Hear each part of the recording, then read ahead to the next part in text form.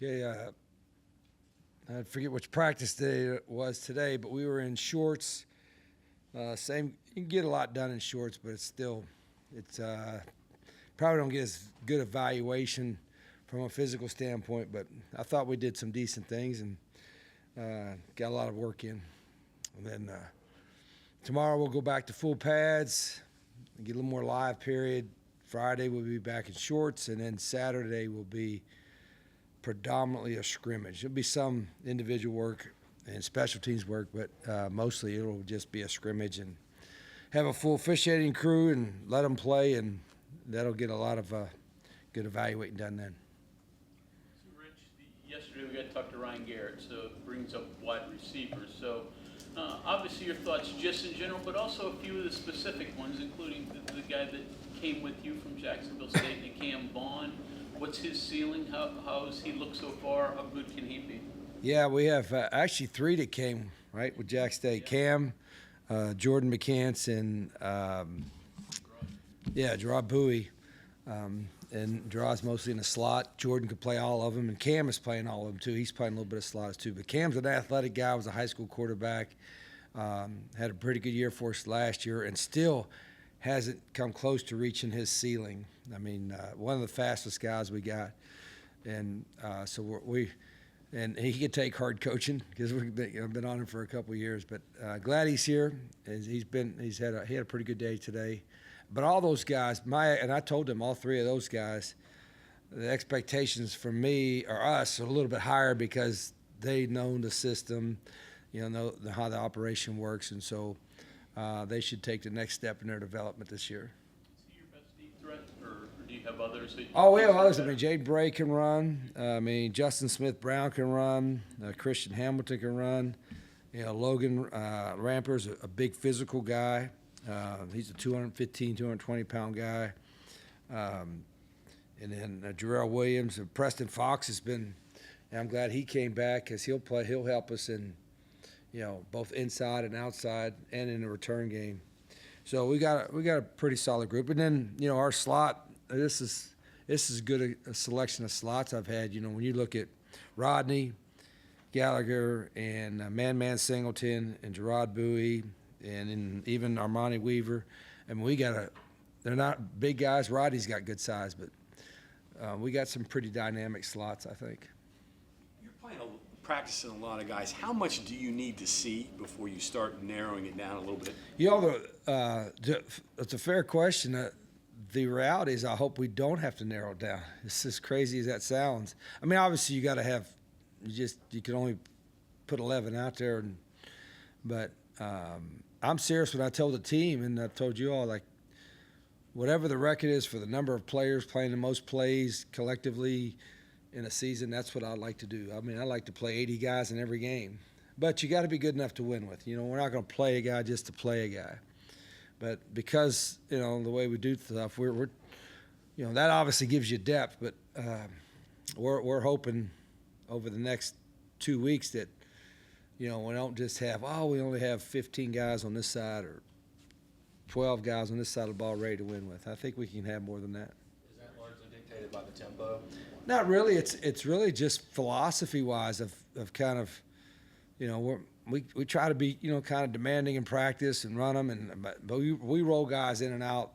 If you haven't seen a practice quite a bit, I mean, we're rolling 4 groups in, and there's, some young guys aren't going to be ready, and we're not. It's not a pipe dream. I know we don't have, 40 stars on both sides of the ball, but we're trying to not necessarily to establish depth. We're trying to find as many guys as we can that we can win with. How about operationally? You're working 5 different quarterbacks, and typically number 4, number 5 things get a little awry. Chaotic a little bit. How has it been for all those guys? Yeah, we're people say, well, you got to let the guy go in there and get in a rhythm. Like, I wouldn't put a quarterback in there and have him afraid to make a mistake. He makes one mistake, he comes out. But at the same time, we'll roll him in and out like every other position. In fact, because we have so many quarterbacks we're going to look at, that's even harder. So Rhett's managing that, and they're getting a lot of reps. And that's not the only reason why we're going to go live with the quarterback some. starting tomorrow. But that's in our mindset is that we got to be able to see, because it's a really good group. I think each one of them's gotten better every day, and they should. I mean, like any other system, not just ours. The more you're in it, and the more reps you take in it, the more comfortable you're going to get, and that's got to happen in the next 2 weeks. When they go live tomorrow, what's I guess maybe the number one thing you want to see out of them? Just running the offense and, everybody said making a play, but sometimes you're in there and there's a busted assignment or, the quarterback didn't do anything wrong. It's just a bad play call or something, So we put all that into factor in looking at them, but just, sometimes, like I said, when you go live with those guys, maybe they break a tackle, maybe their ability shows up even more. Like I said, I've learned that in the past, so that's one of the reasons we're doing it. You, Pat, Brett, all of you working with Travis some too, I guess. Yes. How are you guys handling that? How are you handling that? Yeah. Well, I usually am the loudest guy, So, and then and Rhett's personality. I mean, Rhett's really sharp, but he's like the opposite personality of me, which is probably perfect because he's the one that's talking to on the headpiece there. And Pat's kind of quiet, but Pat's also helping me manage the situations on the field. So it's been a pretty good mix so far, but I have a tendency to kind of like jump in the middle of it a whole lot, and Rhett and Pat understand that, and so do the quarterbacks. Like like yesterday, I met much with the whole team, some of the film. And there'll be times I'll run with the whole offense, and then there'll be times I've run with the whole offensive skill. And then just about every day I'll be meeting with quarterbacks at some point during the day. But it's been good. I think because we all have our different personalities. I mean, the way we approach it, I think it makes it easier for us to manage it. Do you see a future or a current coach in Pat? Oh yeah, Pat's got a little bit of experience. He obviously knows a lot of the system, but it's been almost 20 years or so. So there's a lot of stuff in our offense that we weren't doing back then, and some of the stuff we're doing back then we're not doing now. So Pat's still in the process of learning all that, but he's got a good demeanor about him. Him and Rhett both. I mean, like I said, I needed that because I needed a calmer, kind of analytical kind of guy to kind of sit him when I'm screaming at him, because I'm kind of loud, and after I see something, I say something. I don't usually wait till the next day, and sometimes it's good to wait a little bit and tell them something. So, like I said, Rhett is really good about that. He knows the offense in and out, and Pat is learning it very quickly. So, I'm pretty fortunate to have both of them. Colorado's got Dion, as a star. You don't often see stars that become, dynamic coaches. They probably have other opportunities, et cetera. Pat was a star. Can you see him? Yeah, and I've even heard, Bob, it's funny because I think I heard somewhere that somebody said the guys that were the superstars or whatever have a hard, struggle a little bit being a head coach because everything was like easy for them or whatever. And that's not the case. Those guys are, they earned that kind of status, like Pat and Coach, Deion Sanders, and they earned their status. So I think it's just on the individual. I think, there certainly is a lot of sacrifice from a time standpoint that you make as a coach, and a lot of guys that are great athletes don't have to make that time commitment. They can, do something that isn't as all-consuming as coach is. So a lot of them don't look to go in that track. They go in a different track. And I talked to Pat about it before, we talked about it. I said, Pat, you want to be a coach, this is it. I mean, go all in, and you're starting all over again, so to speak, and jump in with both feet. And I know you could help us, but this is a chance for you to kind of jumpstart your career too. And he's been doing that, so it's been really good. You talked about the running backs. You have Noel Devine as well on the coaching staff. How big has he been in that transition with the running backs to try to learn this offense from somebody else who also played in it? Yeah, same thing, Noel. And he's got a great personality. Noel's always, excited to be out there. And, this is really his first realm. I know he coached a little bit down in Florida and was coaching some, teaching speed.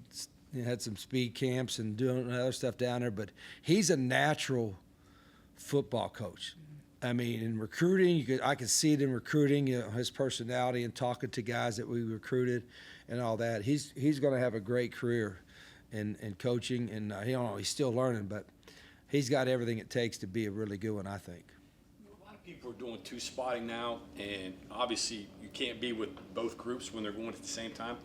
How long does it take for you to get through that, and do you look at the tape of the group that you're not with a little bit differently than No, when we do, that's a good point. When we do the two spots, or what we call back-to-back, a group going here and a group going there, we're trying to look at both. In other words, a lot of coaches are in the middle, and then we don't run this play until after this group runs that play. So they run a play, we look at it, and right away I'm turning our head and looking at that play. So we're kind of trying to get double the reps, and we're able to coach a little bit on the field, but we, the majority of it we correct on film. But that's like anything. I mean, you can see something out there, but when you go, we film everything. And when you watch the film, you can really get into detail to it. So we've been doing that more so now in this camp than I've ever done it before.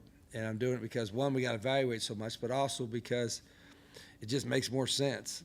What you don't get is you don't get the whole field. In other words, you got about 35 yards this way and 35 yards this way. You like to have like an extra 40 yards so you're not everything. You got some more deep balls and stuff like that. But it's allowed us to get a lot of guys a lot of reps. it requires you more time to watch it, right? So you have to A lot more work as coaches. You got double the amount of film you got to watch. Right. That's the part. That's one part of it.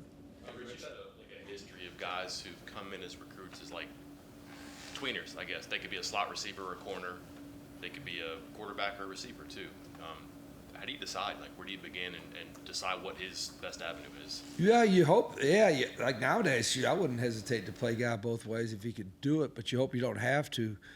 But you just try to get the best athlete you can, and then and I think it's fair to ask which position do they want to play at, because usually you get them there, and that they'll be more excited about that. So we'll always ask the guy, if you're a dual player on both sides, which one do you really want to play? And then we'll give them our honest opinion where we think they can have the most success at. And then if we got to change after we get here, so we'll change. But there are, I would think there are, a lot of your best high school players, of course, play both ways, right? Why wouldn't they? And that's a good thing, But and we've got some of those. I don't think, and to your point, there's not really, and there's usually is some guys that we're looking at like, maybe we'll switch them from one side to the other. Right now, I don't think there's that many that we're looking at that, and it's not because they don't have the ability. It's just because I think we got some competition in all of them. The two guys you've named are different. Like Weaver could have been a corner. Yeah. Looks like he fits at slot, and then Vaughn. You say speed and quarterback. That sounds pretty inviting. And he actually become a good receiver. How did those end up going those ways? Yeah, when we were recruiting Cam Vaughn out of there, and he was a good athlete, we told him right from the jump, said, listen, you might get a day or two or a week or two at quarterback, but we think you could help us a lot earlier at wideout. And that's exactly what happened. He moved right away. And I sometimes forget that Cam doesn't have a lot of experience at receiver, and didn't have a lot until we played at Jack State. And that's why I think his ceiling is still way out there. What's that? Weaver, I like what Devontae's done at the slot. I think his future is right there. Coach Neal was at practice the other day. Yeah. Can you just talk about your relationship with him post West Virginia and now that you're back? Yeah, I mean, obviously I played for Coach when this place was first built. Worked here as a volunteer assistant, as a student assistant first, and then a few years after that as a volunteer assistant, and then obviously took over for Coach when he retired. So we kept in touch a little bit. When I was in, a few times I was back up this way. He called me a couple times on some guys, but it's great to see him. He's obviously a legend here and did a lot of things for our program. Okay, thank you.